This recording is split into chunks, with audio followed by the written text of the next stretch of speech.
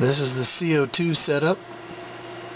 20-pound CO2 cylinder with an Azu regulator solenoid on my electronic timer system right there. I've disconstructed this unit and taken out the stock needle valve and installed two Fabco NV18s. Much more precise control of the flow rate. Up here's the bubble counters as I have them mounted. You can very easily monitor my bubble rate into my tanks. Then we'll come over here. This is one of my Marineland Magnum 350 canister filters. I really like these filters for mechanical filtration. However, stock, they are very noisy. So what I did was I modified the lid here with this little contraption. It's a bleeder valve so that you can bleed the air off when you change filter cartridges. That way they will run mostly silent. Then we'll move under here. That's my fertilizer stash.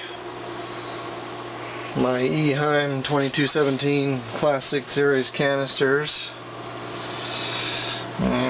High door inline heaters. There's my two CO2 reactors, diffusers, whatever you want to call them. As you can see, I got them dialed in just so. Nice and quiet. I built this setup, I don't know if you can see it there. The way I built that, water in at the top, out of the bottom obviously, but I built a bypass system so that I can control the flow rate through the reactors, so they'll be quiet and won't discharge micro bubbles out into the tank, which seems to work pretty good. So we'll move over here, two more for the other tank. Eheim 2217 canisters. High door heater. My little breeder tank that's not set up at the moment, but we're working on that. I'm going to set up a leveling siphon drip feed to them, to this tank, to keep the water level topped off and water changed so I don't even have to touch it.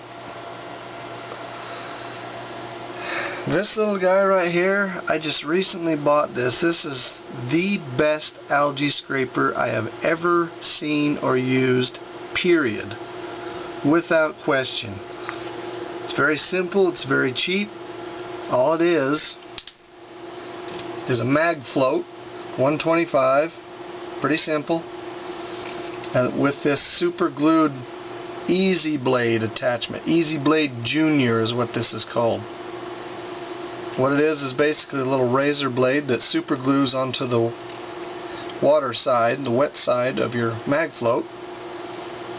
You can adjust the blade out of, pull the blade up so that it's safe, it can't hurt you. Blade is retracted and it won't cut you. When you're ready to scrape algae, loosen that nut, push that down and tighten it up, and you're good to go. And it works fantastic. Anyway, that's my little equipment coverage of what I use on these tanks. It all seems to work pretty good, pretty hands-free for the most part. And enjoy. Any questions, feel free to get a hold of me and I can answer questions or help you out in any way I can. Thanks. Take care.